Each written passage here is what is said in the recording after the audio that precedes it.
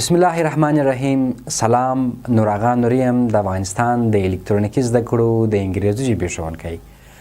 هیله ده چې جوړ او روغ اوسېږئ. د انګریزي ژبې د زده کړې د لړۍ 23م درس ته په خیر راغلاست. په 23م درس کې تاسو ته د انګریزي ژبې د ګرامر څخه تاسو ته پارټس اف سپیچ یا د کلام اجزاوي راپیلو. د کلام اجزاوي د هغه لویه برخه د انګریزي ژبې د ګرامر تشکیلوي چې د دې زده کړه او په دې باندې پوهېدنه ډیره مهمه او اړینه ده. مثال په طور سره موږ تاسو وایي چې parts of the body د بدن برخې یا اجزاوي.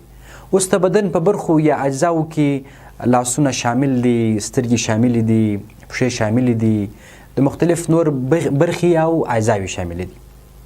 مثال parts of car د موټر برخې، د موټر اجزاوي، مثال ټایر دی، ماشین دی، د ننه مختلف سیستمونه دي.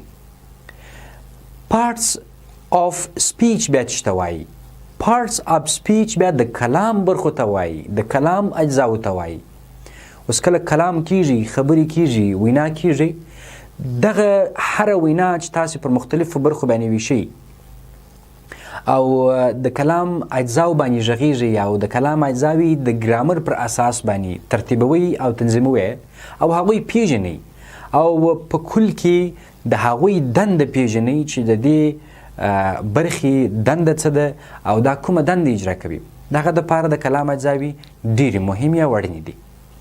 نو راځو د کلام اجزاو ته پر ابتدایي مواردو باندې بحث کو. پیژندنه د برخې دي، ترکیبات دي، همدارنګه اجزاوي دي. انشاءالله پر راتلونکو درسونو کې د پارټس اف سپیچ یا د کلام د اجزاو هغه نه ډوله باندې دي، پر هغه باندې بیل بیل بیا ستاسو سره تفصیلي غږیږم او تفصیلي درسونه پر هغه باندې درته ریکارډوم.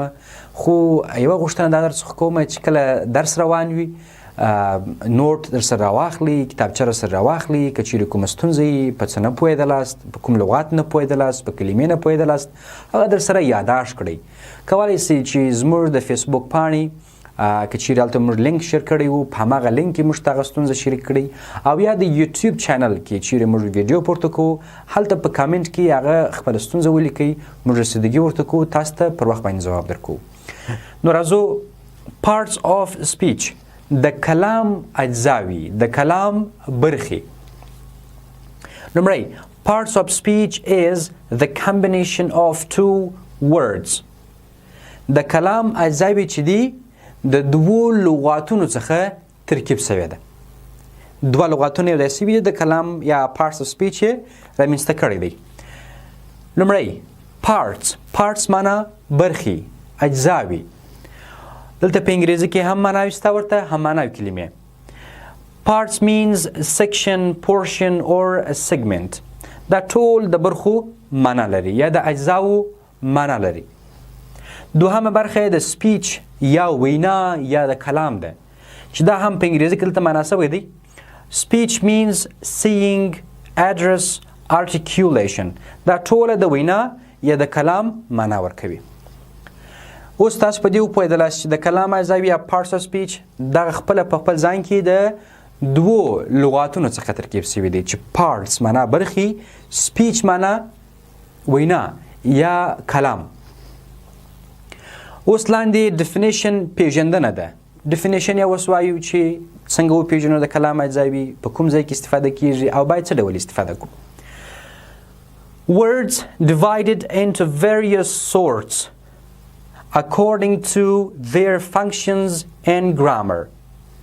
Words divided into various sorts. لغاتونه پر مختلفو برخو باندې ویشل شوي دي. لغاتونه پر مختلفو برخو باندې ویشل شوي دي. according to their functions and grammar. د هغوی د وظیفو او ګرامر پر اساس باندې.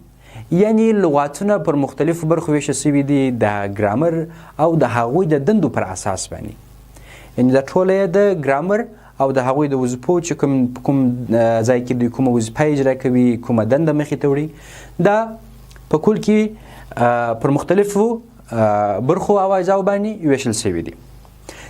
دا چې د دغه تعریف په کلي هدف تاسې وپوهیږئ نو زموږ راتلونکي درسونه هم سره تعقیب کړئ او اوس هم لاندې پر اجزاو او برخو باندې غږیږو.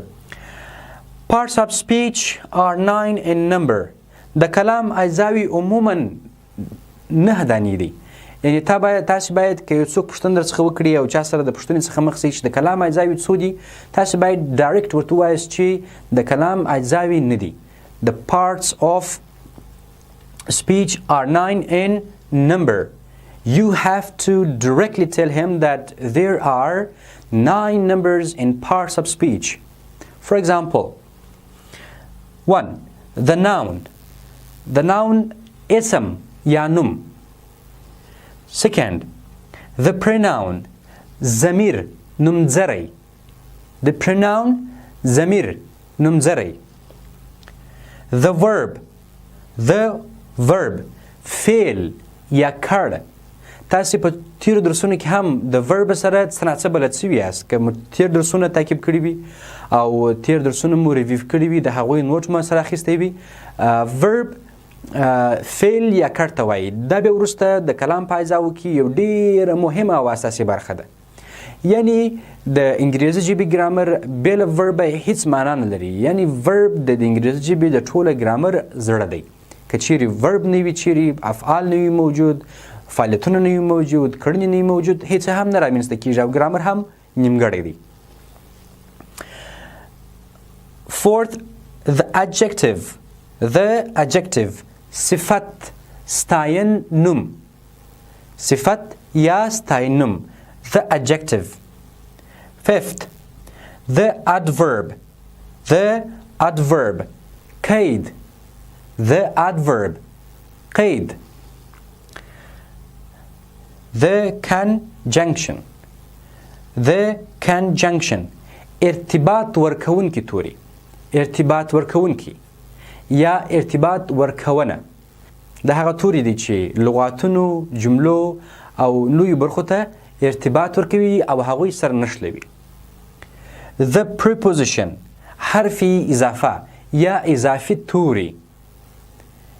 The preposition حرفی اضافه یا اضافي توری. Eighth, the interjection ندایه توری.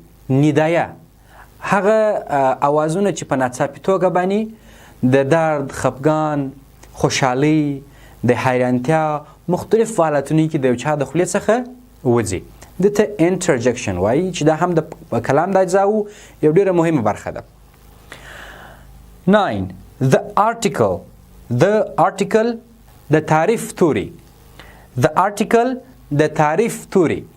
د article وروسته بیا پر دغه ټولو برخو باندې pronoun, verb, adjective, adverb, conjunction, preposition, interjection, article په دې هر یوه باندې بیل تاسې سره بحث کوو، غږیږو. تاسې د دې سره په یو مجموعي توګه باندې په داسې طریقه باندې راولو چې دا ټول هغه د کلام اجزاوي دي، 9 برخې دي چې په راتلونکو درسونو کې پر دې باندې تفصیلي غږیږو. انشاءالله 40 درس به مو د ناونه څخه پیل سي چې هغه بیا وروسته د اسم برخې، جوړښتونه، ډولونه، د استعمال طریقې او د هغوی په هدف باندې پوهېدنه په راتلونکي درس سره وګورئ. نو د نن درس یا 23 درس همدومره و چې د پارټس اف سپیچ پېژندنه مو پکښې وکړله. تاسو دغه سره په یاد کړئ. راتلونکي درسونه هم سره تعقیب کړئ. زموږ سره یو ځای واوسېږئ. ډېره مننه. ژوندي اوسئ.